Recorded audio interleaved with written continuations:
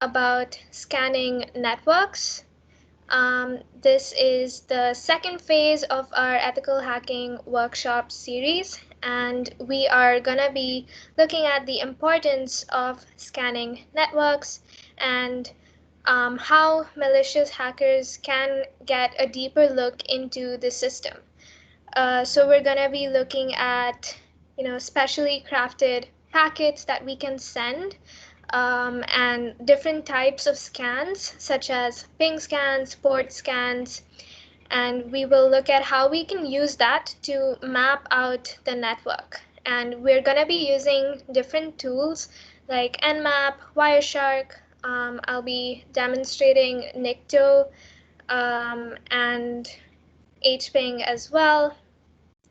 And finally, I will also be talking about how we can use different techniques to protect against these type of scans and what are some of the mitigation techniques we can use. Okay.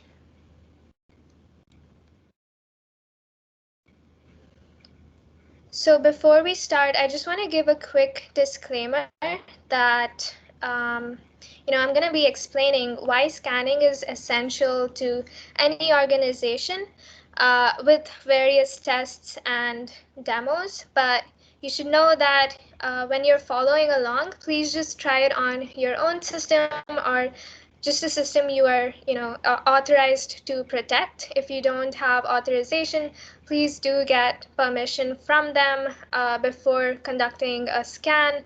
Do not try and scan any other websites or servers that you don't have permission to analyze. Okay, just wanted to say that before we start. Cool. So, as you may know, ethical hacking has 5 phases: reconnaissance, scanning, gaining access, maintaining access, and covering tracks.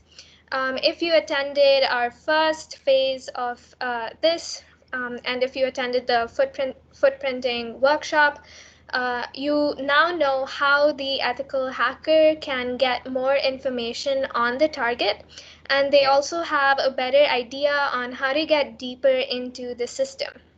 So once we have all this information, we might know what IP address range we would want to target, or maybe what services could be of value. And now we are at the second stage, which involves scanning. But before we scan, it is always good that the ethical hacker has a plan before starting. So this includes how to scan and also what we are going to be scanning.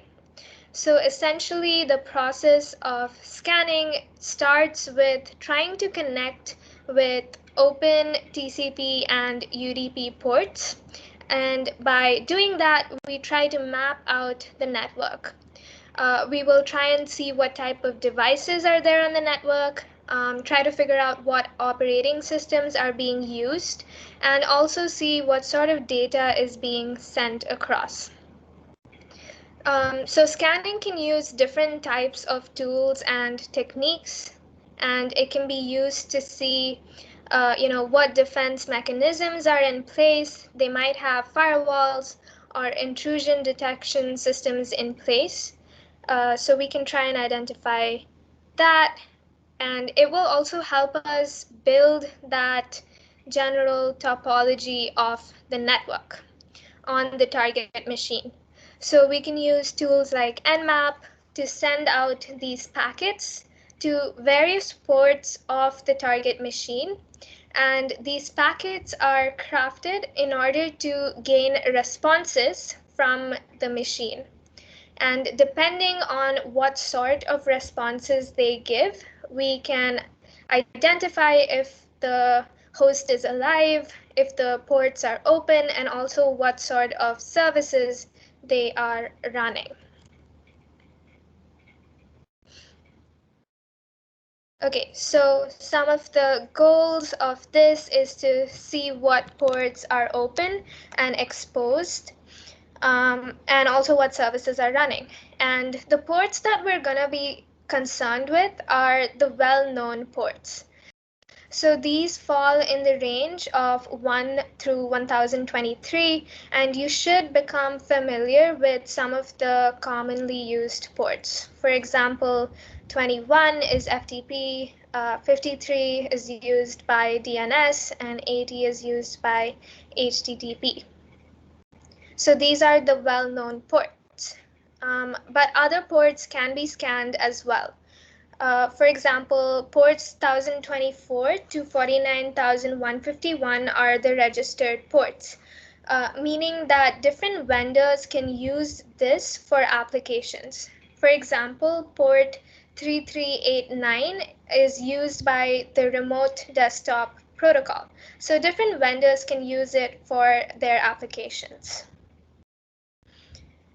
And lastly, there is a rule that certain IP addresses must never be scanned. So the ones that come after 49,000, there are certain IP addresses which are used mainly by governments and military organizations, and you should never scan them. So if you do a quick Google search on ports that should never be scanned, you can find an updated list.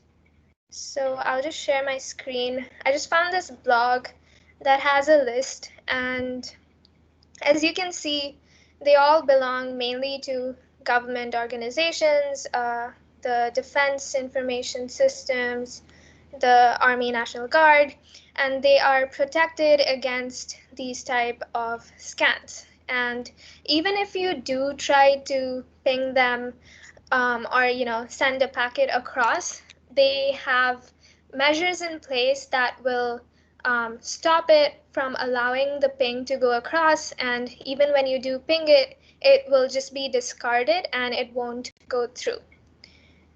So back to my presentation. Okay. By the way, if you have any questions, feel free to ask it in the chat. Okay. So now I'm going to be talking about the different types of scanning. So scanning techniques can vary, but there are some common scans, and each of them has a different objective.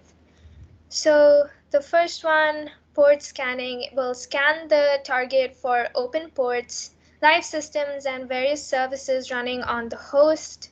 And then we also have a ping scan, which will send out a series of packages out to identify which hosts are live on the network. So it sends out the packets and it will wait for one to respond, and then it will know which host is alive. And then we have a network scan, which will create a map of the network. There are other types as well, such as operating system scans, which will try and figure out the target's operating system, again, based on the sort of responses it gets.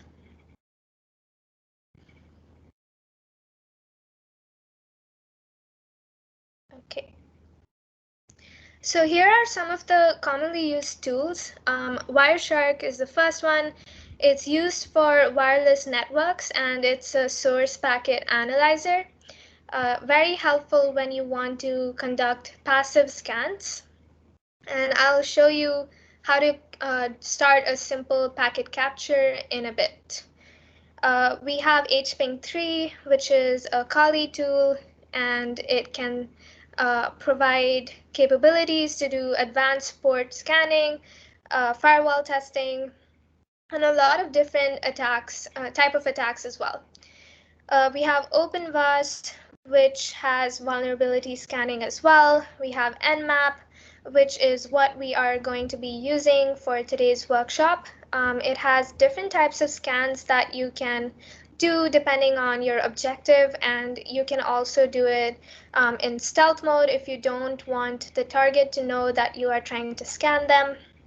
And we'll be looking at some of the common ways we can scan a network using NMAP in a bit as well. Then we have Nikto, which is mainly a web server scanner. So you can use this against a website to see what are some of the common vulnerabilities it has, and you can try and fix those vulnerabilities if it's your organization's website. Okay, so let's talk about Wireshark. In order to capture data packets, we can click on Start Capturing Packets, and it will capture anything that is going across your network. So let's try and execute this. I'm going to share my Wireshark screen. If you have it downloaded on your Windows system, please do open it and you can try and follow along. So Wireshark can be downloaded on Linux as well as Windows, and and the interface is the same, so you could follow the same steps for both of them.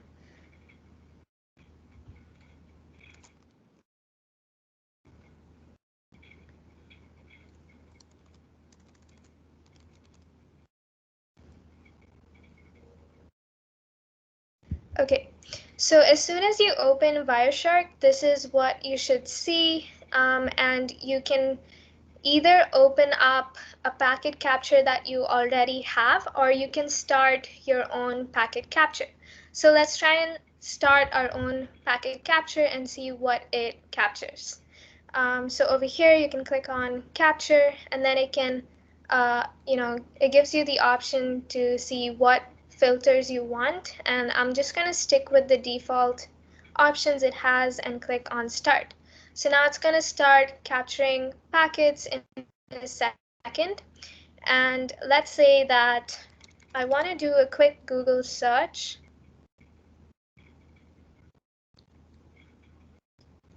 on weather. And I just open up a website, click on some stuff, click on some more stuff if there is.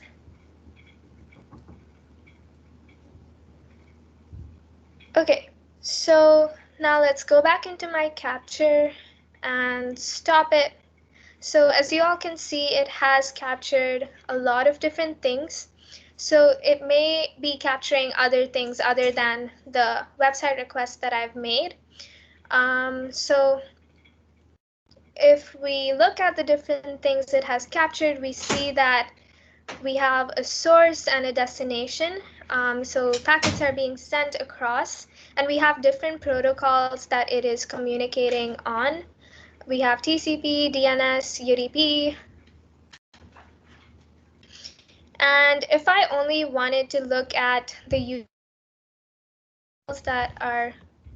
communications that are going on, I can add a display filter on top.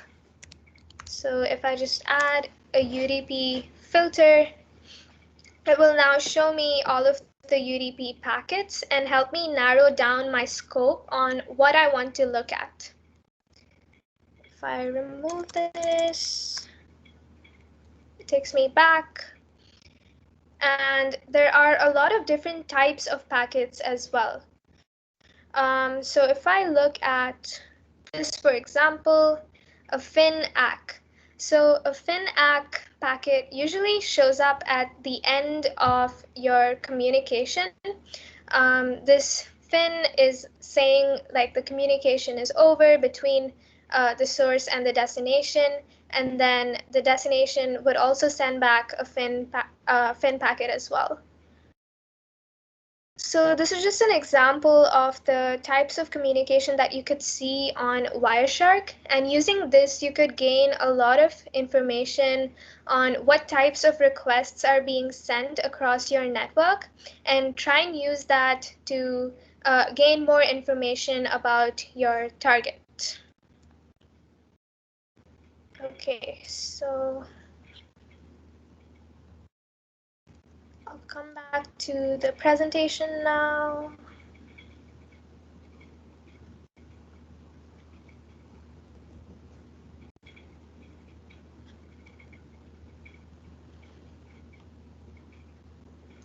Okay, so before we move on to the next tool, I want to ask you all a quick question. What do you think is the difference between scanning and penetration testing? You can either use the chat or just unmute your mic.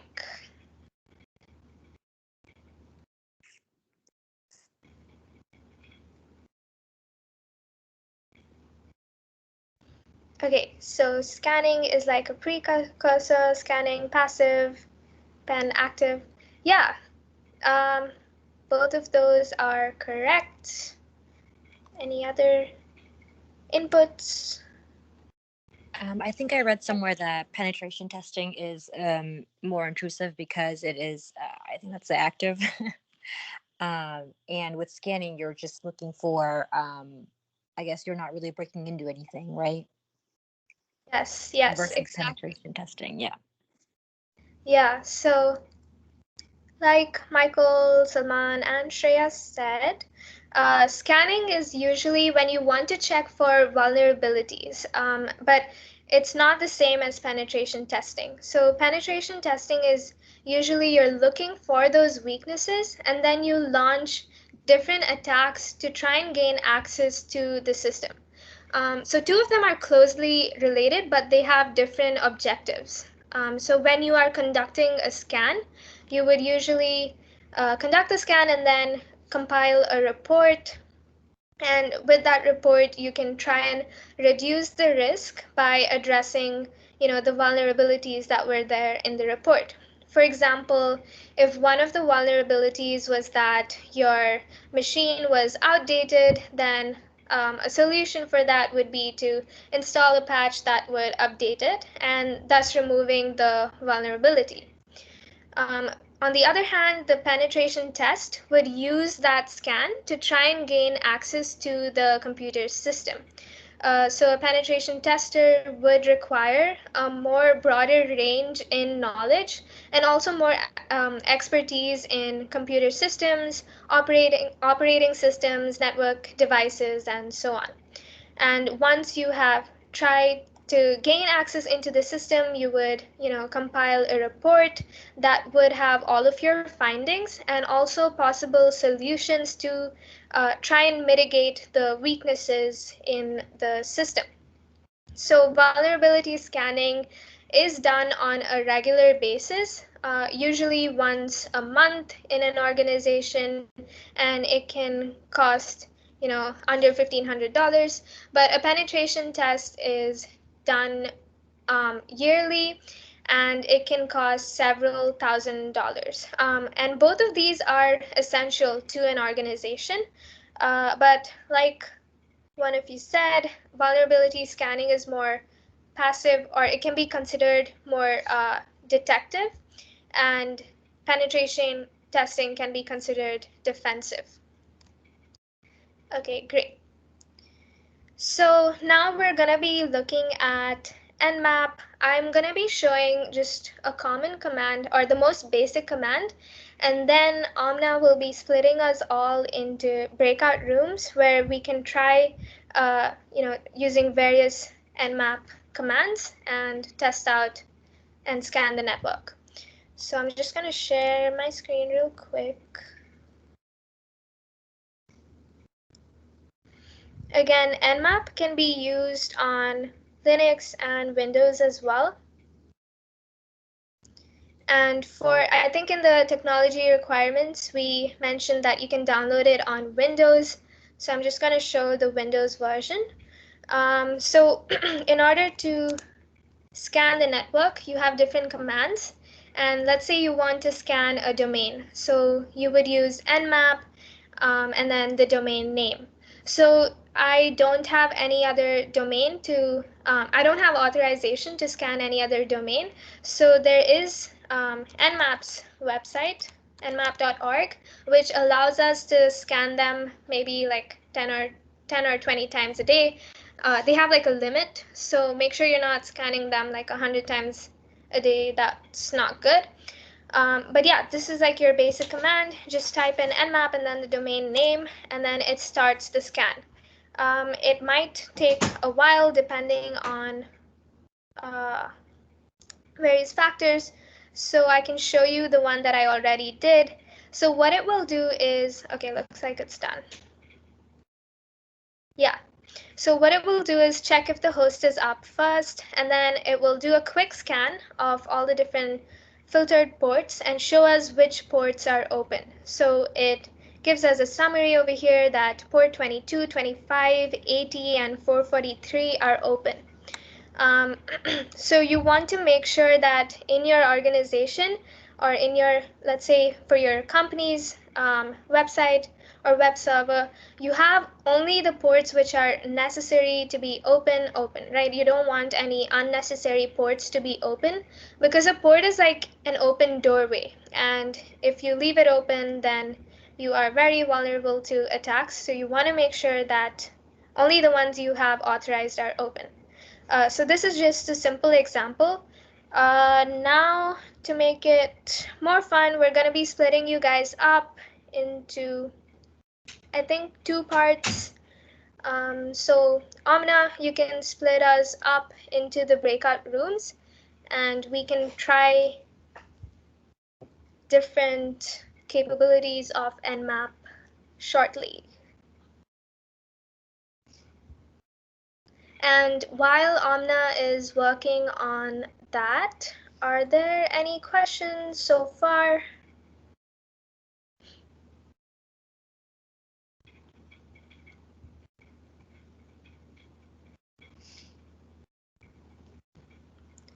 Port 70.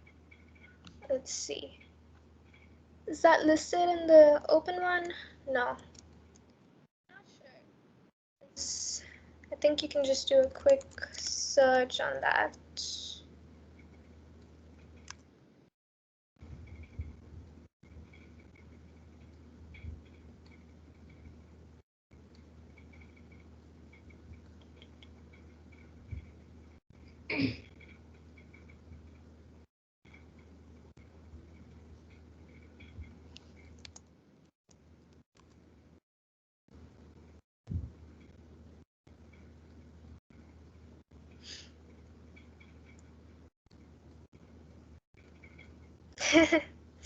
Yeah.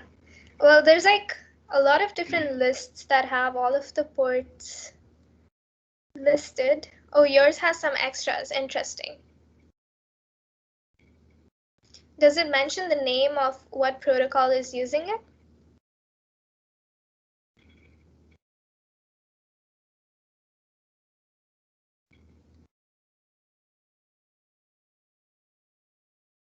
Close and Gopher. Yeah, I've never come across that protocol before. But does anyone want to jump in and share?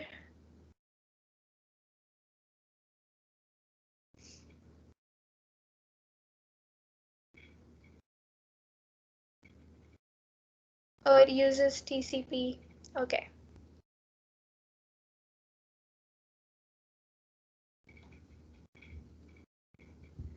Oh, then it's a good thing they have it closed if a Trojan was using that.